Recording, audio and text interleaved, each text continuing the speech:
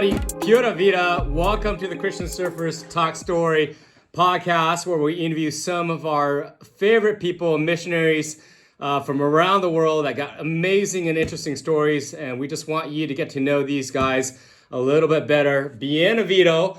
I'm going to try to practice my Spanish as best I can on this podcast. That was a challenge from Casey Cristiano. It might be a little bit difficult because my Spanish is pretty bad. That's why I call it Spanglish. But we have someone that's full of grace on the other end of this line. And you guys are about to meet him in a second. Now, normally I have my Christian Surfers Costa Rica hat, which Damien gave to me in J-Bay, but I left it in California. And since I'm in the Canaries in Lanzarote, the only CSI hat I have is the New Zealand hat. So Nev, Logan, Carmen, the CS New Zealand gang, I'm repping for the Kiwis today. So speaking of Costa Rica, though, we got the original Christian Surfers Cowboy, Pastor Dennis Leon, on the line. Dennis, ¿cómo estás? ¿Dónde estás ahora, hermano? Hola, mi hermano. No sé si quiero hacer esto en español. Estoy muy bien, gracias a Dios. Aquí estamos en mi casa. So I know that, Mark, I know that your Spanish is really good since you moved to Canary Islands, and you know that your Spanish is really awesome. But yeah, we are here in Estorils. Poco. Mm-hmm. Appreciate that compliment. If I really did take Casey on his challenge, this would be a really bad podcast. So I'm going to throw in the words I do know in Spanish, but it'll be mostly in Spanglish. But you said, if I understood your Spanish correctly, you're in your house right now. And which part of Costa Rica are you in exactly, Dennis? We are right on the Central Pacific. Maybe some of the better reference is we are like literally 10-15 minutes south of Hermosa Beach. Okay, awesome. And that's a pretty famous surf spot. I believe we had a conference there. What year was it when Costa Rica Christian Surfers had their international conference in Costa Rica? Do you remember? Was it 2012, something like that? 2012. Yeah, that sounds about right. And was that pretty much in your backyard? Yeah, literally it was 10 minutes from us. Yeah, it's on the same beach stretch. Yeah, that's such a beautiful place. Recuerdo las playas. I remember the beaches were just absolutely beautiful. The water was like a jacuzzi. It was amazing. And thank you guys again for hosting all of us in Costa Rica. My wife, Lydia, she's traveled all over the world, but she had never been to Costa Rica. And to this day, she still tells me she's so bummed that she didn't get to go to that conference. So we're just going to have to come to Costa Rica to visit you, Dennis. No. And I called you the Christian Surfers Cowboy, the original Christian Surfers Cowboy. And our friend Brian Jennings produced a film called Surfers and Cowboys. So I'm going to have to pitch him after this call, Dennis, to come produce the sequel to Surfers and Cowboys with you in Costa Rica to do a story about your life. Because your life is awesome. Your roots with CS are super deep and interesting, which is why we wanted you as one of the guys on the podcast. So I think this is our third or fourth episode. So we're stoked to have you on, Dennis. Thanks for making time. Now, with the coronavirus, I know we chatted a little bit about this the other day. How's the situation for you guys right now with COVID-19 in Costa Rica? Are you guys allowed to surf? Yeah, well, we were not allowed to surf for like almost 2 months. They were really complete shutdown of the beaches. And but recently, about 3 weeks ago, they opened it, and they are now open from Monday through Friday from 5 a.m. to 8 a.m. So in the most time, I would say, surf. yeah, we gotta get up and surf, and it's been great. I mean, it's been a bummer in a lot of ways because sometimes it doesn't line up, but at the same time, we are really fortunate compared to a lot of other countries, I think. For sure. We had a similar lockdown here in the Canaries. We're in phase 3, which is the last phase of de-escalation now. So we could pretty much surf anytime or wherever we want. So we'll be praying that you guys get there soon. Now, is there sunlight for you guys between, what time does it get light there? Are you guys able to surf in the dark when you're paddling out? Pretty much. The sun hasn't come out yet, but it's still, you still can see, see pretty good at 5 o'clock. So we're not complaining. That's good. And at the same time, the water is so nice and warm, that it's not hard, to get up and go surf. If it would be freezing, there would probably be a different, a different tone story. to it. Yes. Yeah. So no 5'4" hoodies and booties. No sharks you have to worry about at dawn or dusk. Nah, just crocodiles, but no sharks. No what? Just crocodiles, but not sharks. Just crocodiles. That's right. Hopefully the crocodiles don't eat that early. Yeah, no, they feed normally, during dawn or dusk. So that kind of happened too.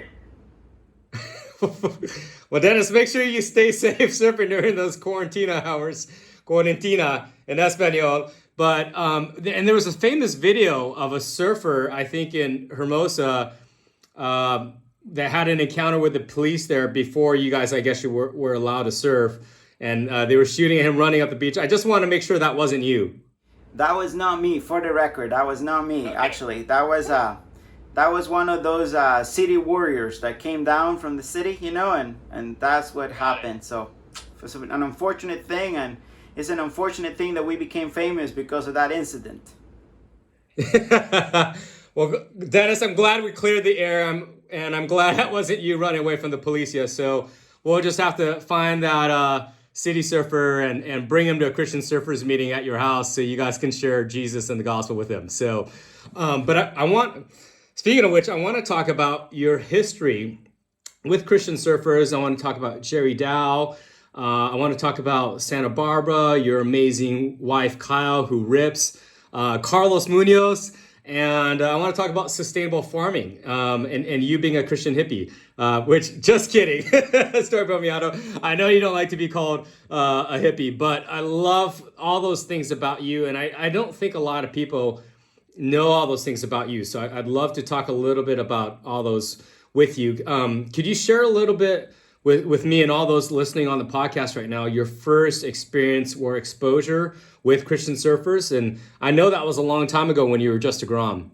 Yeah, thank you. Actually, my first experience ever with Christian Surfers was back in 1998. And that was actually when Jerry Dow took a mission trip from kids, from some Groms from Santa Barbara, California.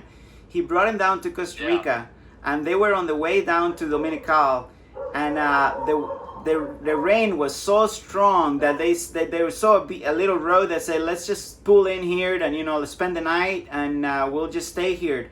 And they actually pulled in into Estoril Oeste, which happens that's where I live, that's where I grew up, and they ended up staying like 10 days, and we met him. And I remember just thinking that I thought that Christian Surfers was just a religion in itself, So I remembered after that, when people asked me about, You thought we were a cult.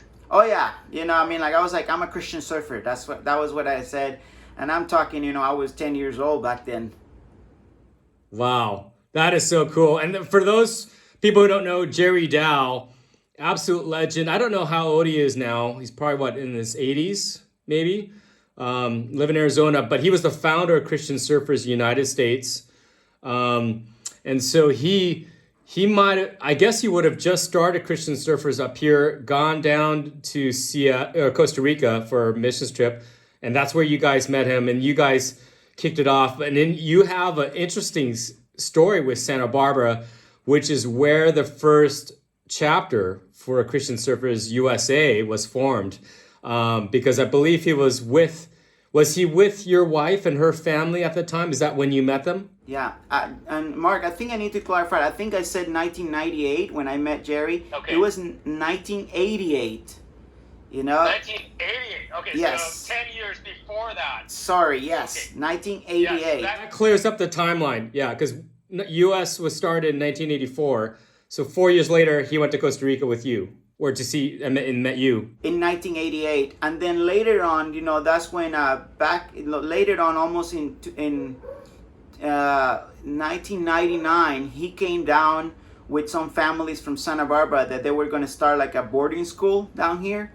And in those families was my wife's family. So my father-in-law had a job. He got a contract for a year. He was going to be one of the teachers, and and that's when I met Kyle, and that was in 1999. And yes, they're from Santa Barbara. Wow. And then I ended up moving to Santa Barbara later on, and we got married in 2002. So cool, brother. Felicidades. And then after you guys met and got married, and it's funny because I love it because both of us met our wives through Christian Surfers, basically. Did you guys end up living back in Costa Rica or in Santa Barbara, or did you guys go back and forth for a while? No, I mean, I remember I stayed in Santa Barbara I stayed there till like 2009 in Santa Barbara. So I lived there for a long time. And part of that, I was there and got a job. I was a commercial fisherman for a while. And then I got a job as an assistant pastor for a church. And, but yeah, every year we used to come down to Costa Rica for a month. Okay. Very cool. And did you get to surf Rincon a lot when you were in Santa Barbara? Oh, yes. So from the Rincon, Queen of the Coast in California to the amazing waves that you have in Costa Rica, you live in some amazing places. How often do you come back to the U.S. or California or Santa Barbara? Well, we now have 4 kids, so we are half a dozen, a family of half a dozen people. So tickets to California get a little pricier. So we try to go, if we're lucky, we try to go every other year, every 3 years. That's when we try to be able to get in there. Because now it's becoming actually cheaper for the grandparents to come down and see us. Right. Yeah, they only have to come down with 2, where you have to bring up 6 people. I hear. That's awesome, Dennis. And you were you involved with Christian Surfers during your time in Santa Barbara? Yes, actually in 2002, when we married, I remember, because I had such a good memories of Christian Surfers, and I remember being born in Santa Barbara, the Christian Surfers in the U.S. And I remember actually meeting some of those grums that now were young adults. And we started gathering because there was not a chapter in Santa Barbara when I was there. So we started gathering. We kind of prayed for a period of 6 months, and then that's when we restarted Christian Surfers Santa Barbara. Like, I think it got to be like around 2004. That's when we restarted the chapter, started in the living room of our house again. That's so cool. What a great story, Dennis. And we got to keep praying for Christian Surfers Santa Barbara. I know you passed on to Matt Coleman after that, who I think has moved on. I don't know if there's anyone leading the chapter up there now, but it'd be a great place to see Christian surfers revived. And you've got your U.S. citizenship and your Costa Rican citizenship, so you're able to go back and forth freely. And tell me when Pure Vida kind of came into the picture. Was that just after your time with Christian Surfers?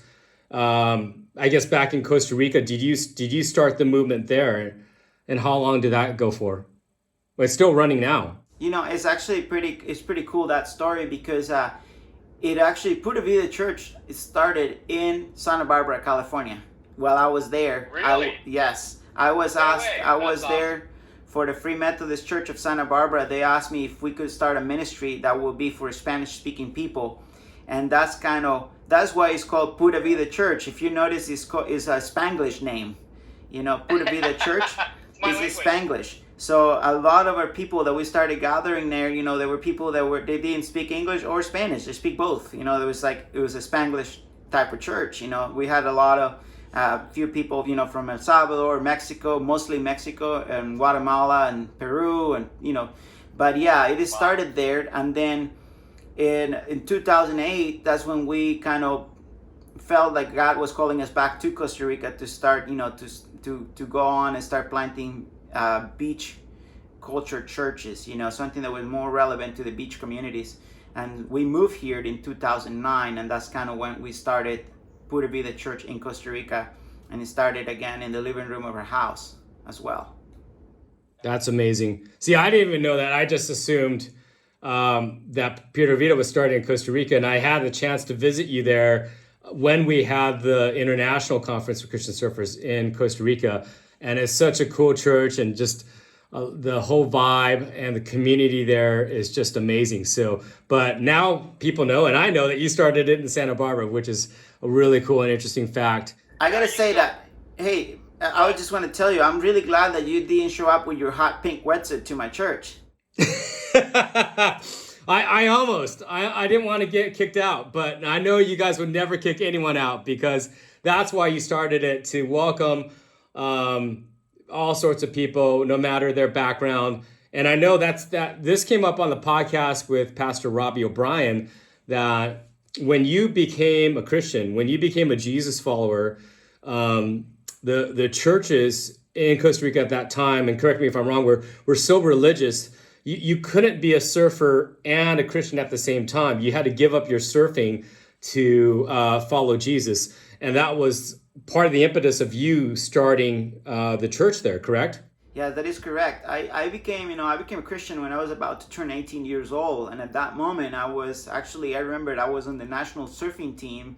And when I became a Christian, one of the things they was saying is like, you cannot really surf anymore because surfing and Jesus doesn't mix. And I remember, Mark, that was really a hard thing. I quit surfing for a whole year. Pretty much since 18 to 19 years old, I didn't surf. That was like, that's your prime. That's when like you are amping to get in the water, and but at the same time, now when I look back into that, I can see something definitely was a legalistic thing. But also, I think God used that at that moment to see if I love Him more than surfing, and I think that that definitely worked out. And then I ended up realizing that He had given me surfing as a gift, not as an idol. So, amen. I love that, Dennis. And you and Brett Davis, BD, have been great examples of that. And so that's the ultimate Christian Surfers Challenge there for us, ladies and gentlemen, when the Lord calls us to lay down our surfing and put Him above, what we love to do most. Are we willing and able to do it like you have, Dennis? And I know Brett and so many others in our missions have. So that's such a cool, amazing story. I've got goosebumps, tango goosebumpos. I don't know how to say that in Espanol, just added an O, but that's where the Spanglish comes in. Now, and just the story of you being a fisherman in Santa Barbara, because you're such a good, spiritually, you're a fisherman, and in so many places you've left an amazing legacy and fruit. With the church, are there multiple locations? Are you pastoring full time? And then with Christian Surfers, how did you kind of transition out? You're still involved, but more through like the Surf Church Collective. Is that right? Yeah, I think, through the Christian, through Pura Vida Church, we started in Estorils, and it has grown, to groups. And sometimes talking about numbers is kind of fussy for me in a way, but it's pretty awesome to see how many groups had spring out of the ministry that God entrusted us with, which is pretty humbling, to see that. And but now I continue to be involved with Christian Surfers. I did for a while, was the national director for Costa Rica, and then I passed it on to Damien. And I remember, that was pretty a fun thing. That's when I met you. I think I took Damien with me to Hawaii for that conference, and that's when I first met you in Hawaii. And then after that, I passed on the ministry to Damien as a national director, and I have been involved more as a like the board for Christian Surfer in Costa Rica. So, and now I am working in some capacity as a regional coordinator and helper. Just kind of walking alongside for Mexico, Guatemala, and El Salvador. I'm just kind of like a cheerleader for those guys. That's it, pretty much. Well, you're a pretty amazing cheerleader to have in the corner, Dennis. And my memory's a little foggy because I'm a soy abuelo ahora. I'm a grandfather now, but I feel like one. But 2012 was the Hawaii conference. That's when you and I met. And I remember that because that was the year I was moving to Australia. So was Costa Rica before Hawaii or after? Costa Rica, I think the ministry in Costa Rica was started by Hannah Rico, and back in like 2002, and she did an amazing job. She was a girl, I think from Virginia Beach or something, like somewhere from the East Coast, and she did a really good job. And she passed it on again to Koki, and Koki was one of the national directors for Costa Rica. He was a Costa Rican guy, and then I received it from him, but yeah, Christian Surfers goes back to like 2002. That's when officially kind of started in Jaco, and moved on. But like any other ministry, I think it went through a really rough spot, and then sometimes For sure. God through His mercy, He heals a lot of the stuff and resurfaces as a really strong ministry as well. And so I'm really fortunate to be part of this as well. I'm really fortunate to be on the history of Christian surfers in Costa Rica as well. Awesome, Dennis. Well, we're fortunate to have you. And I was actually thinking more in my head, when was the conference in Costa Rica as it related to Hawaii? But regardless, thank you for your service with, serving as National Director for Christian Surfers, raising up and passing on the reins to Damien, who's doing an amazing job right now. And I believe Damien's not only, he's got a double role with Christian Surfers now. He's not just National Director of Christian Surfers in Costa Rica, but he's the area coordinator for all the kind of countries in that region right now. So he's been doing an amazing job, and we can't wait to come back down there and see you guys. One little fun fact or secret about you, well, there's actually two. I know you're a very good surfer, but you don't like to talk about it too much. But you were on the national team for Costa Rica for 3 years. You've had a lot of great influence with, some of the top surfers coming out of Costa Rica, including probably arguably the most famous surfer to come out of Costa Rica, Carlos Munoz. And I know I see Carlos at contests and around the world when I'm doing work for the Inertia. And I know if he's heard the gospel from anyone, it's from Dennis Leon, because he's been in your house a few times. Has he been to a couple Christian surfer meetings?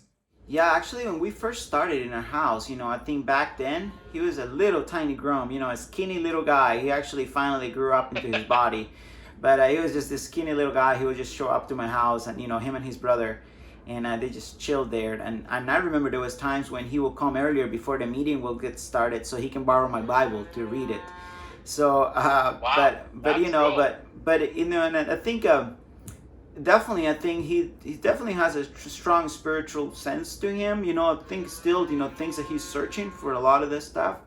But so humbling to really be his friend and to be, just to really to love him, for who he is, and he's been a huge influence to a lot of people. And actually, I just got a session with him this morning. We just No way. had So a time morning. this morning and surf out here. And yeah, it's always good to see him around. He just has the big smile and good spirits, and and lately also, you can ask him too, but I guess he's been listening to our sermons online, so something must Wow. happening.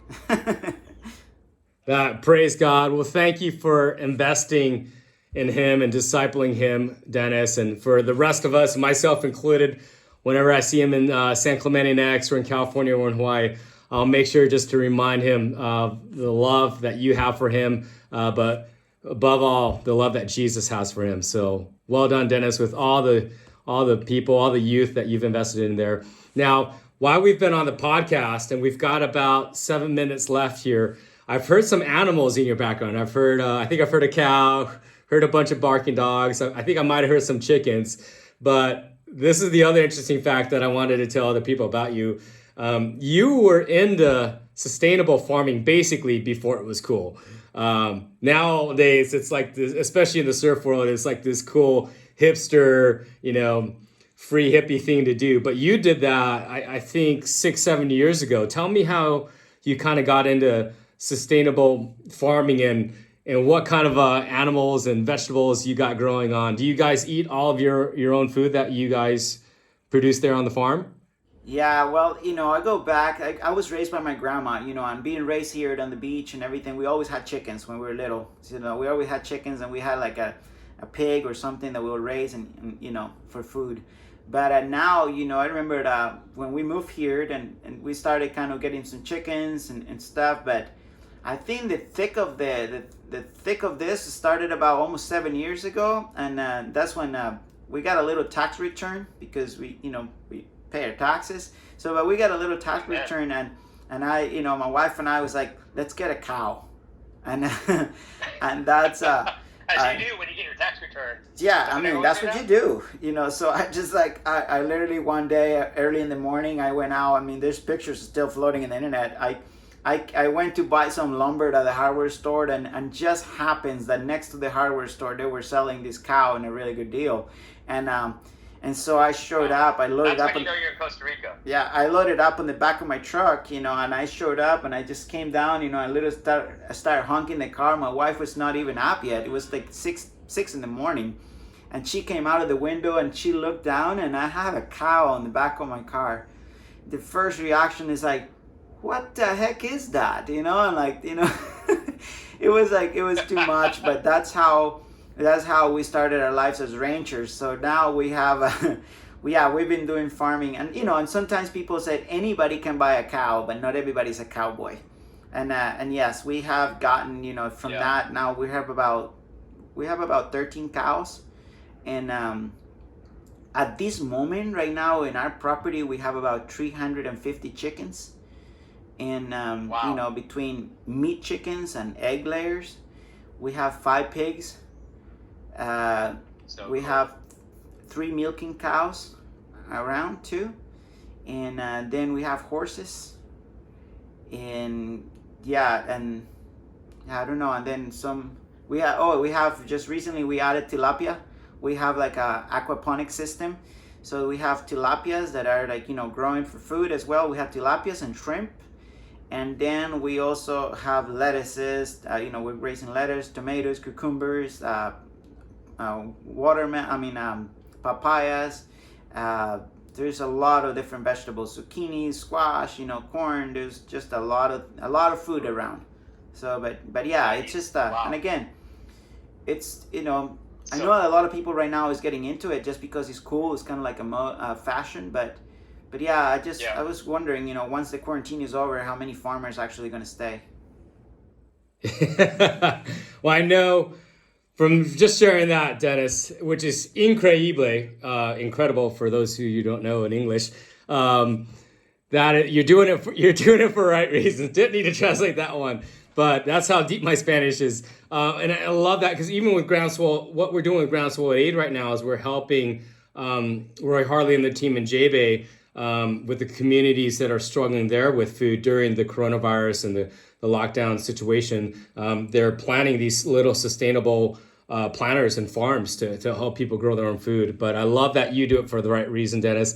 And I love the synergy there with Nev Wells over in New Zealand on the chickens. So you guys are Surfistas de Cristiano Pollos, Christian Surfer chickens, supplying the world with some amazing meat and some good food. And obviously, it's very important. A lot of people now want to know where their food comes from, because there's so many disease and cancer, and people are eating processed food. And it's amazing that no doubt that you and Kyle and your family, you've got a healthy lifestyle and a healthy diet now that you're supplying your family. And Mark, we also, we realize that when we've been blessed by something, every gift is God's gift. And I think God has prepared us for a season like this. So because we have also used this also when the quarantine came in, and a lot of people lost their jobs. A lot of people, struggling with food and all that. So we started something. It's called the Pollito Project, the Chick Project. And the Chick Project. And literally we have been given, we were making numbers yesterday, and over 700 families have been blessed by this project. And there's been over 4,300 chickens being given away, and we're just giving the baby chicks either for meat or eggs, whatever the family decides, and the family will raise them, and then that will give them a source of either food or income or something. So it's been a really fun thing, kind of alongside of what Groundswell is doing with plants. That's so cool, Dennis, and so generous of you and to bless so many people. How can people kind of follow or stay in touch with you or Pure Via or that project, the Low Chick Project, and Christian Surfers Costa Rica? Is it Facebook? Is it Instagram? Are there email newsletters that you guys send out? Yes, we do, through Facebook. You can find us on the page, Pura Vida Church Estorils on Facebook, and on Instagram you can find us as Pura Vida Church, and that's kind of that's where we are. Awesome, perfect, Dennis. Well, we're going to wrap up here. We've only got about a minute left, and thank you so much, Hermano, for your time on this call. We're going to do a quick lightning round with you. And it's just a few questions I write up for each interviewee on the podcast. And so here we go. First question for you, Dennis. Single fin, twin fin, thruster, quad, or bonzer? Which one's your pick? Tri-fin. Thrusters. Okay. Yeah, awesome. But yeah. Spoken like a true professional surfer. I love it. Barrels, turns, or airs? Turns. Turns. I love it. If you guys have a chance to watch Dennis surf in person, he is amazing at laying down some buckets, baptizing people, man turns for the Lord. So can't wait to surf with you soon, Dennis. Worst burn in Christian Surfers. What's the worst you've been dropped in on by someone in CS? Man, that's a hard one because happens so many times in the camps in Marbella, you know? Every time there's a Christian Surfers camp in Marbella, I think I just decided I'm just going to close my eyes. I don't even want to look. Awesome. Well, you're blessing people with chickens and you're blessing people with your waves. I love it, Dennis. Very humble and very selfless. Where would you like to see Christian Surfers in 10 years? I would love, like as a place, I think, definitely, I mean, as a ministry, I would love to see Christian Surfers producing disciples that can make disciples. And something that continues to spread out more organically. And as surf churches grow, I would love for surf churches to embrace Christian Surfers as a tool of outreach. Unfortunately, I think some surfer churches have swollen up the chapters and I think killed them. But I think I would love to see Christians, surfer-friendly churches using Christian surfers as the most strategic tool there is to reach surfers. Awesome, Dennis. I love that. And that ties back into the Surf Church Collective that we didn't get too much of a chance to talk about on this call, but I know you're part of that with Robbie and George and Larry and all the amazing pastors around the world. We're over time here, but last question for you. How can we be praying for you, brother Dennis Leon? Family, I think, always balancing time, priorities, just to be, and also, and open doors to continue to share the gospel. So cool, Dennis. Well, we know you got a lot on your plate. Thank you again for making time for us. God bless all that you do. And ladies and gentlemen, if you guys want to keep in touch with Dennis or follow him, check him out on Facebook and on social media. And Dennis, we're blessed to have you as part of the Family on Mission for Christian Surfers. Dios te bendiga, Jesus te ama, and nos vemos pronto. Thank you, guys. See you. Pura vida. Pura vida. Thanks a lot, Dennis. Muchas gracias. Thank you.